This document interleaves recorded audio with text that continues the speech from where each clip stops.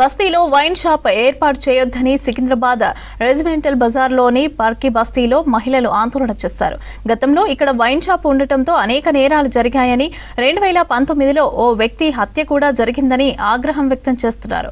కొత్తగా ఏర్పాటు చేస్తున్న వైన్ షాప్తో మహిళలు, విద్యార్థులు ఇబ్బంది పడతారని నిరసన వ్యక్తం చేశారు. ఇక్కడ వైన్ షాప్ ఏర్పాటు చేయవద్దని ఎక్సైజ్ శాఖ పోలీసులకు, జీహెచ్ఎంసీ అధికారులకు ఫిర్యాదు చేసినట్లు తెలిపారు.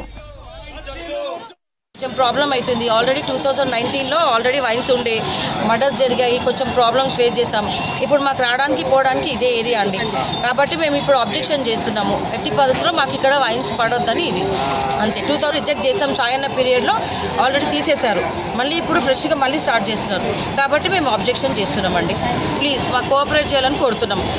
తాగి ఇక్కడ ఒక మనిషిని మర్డర్ చేసినందుకు రన్నింగ్ వైన్ షాప్ని క్లోజ్ చేయించడం జరిగింది. సాయన్న ఎమ్మెల్యే గారు ఉన్న పీరియడ్. ఆ తర్వాత నుండి మూసేసిండ్రు. అందరు ఇక్కడ బస్తీ వాసులు హ్యాపీగా ఉన్నారు.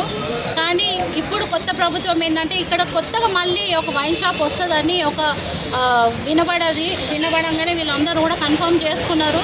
నిజంగానే ఇక్కడ వైన్ షాప్ వస్తుందని అందరూ కూడా ఆందోళన చెందడం జరిగింది. నా దగ్గరకు రావడం జరిగింది. ఎమ్మెల్యే గారి దృష్టికి తీసుకుపోవడం జరిగింది. ఒకటే అడుగుతున్నాను, ఆల్రెడీ ఉన్న వైన్ షాప్లకే పర్మిట్స్ ఇవ్వాలి, అంతేగాని కొత్త వైన్ షాపులు పెట్టడానికి స్పెషల్లీ ఇట్లా డొమెస్టిక్ బస్తీ వాసుల మధ్యలో, బస్తీల మధ్యలో ఇక్కడైతే అందరు డొమెస్టిక్ హౌసెస్ ఉన్న దగ్గర పెట్టడానికి అసలు ఫస్ట్ ఆఫ్ ఆల్ పర్మిషన్స్ ఇవ్వకూడదు.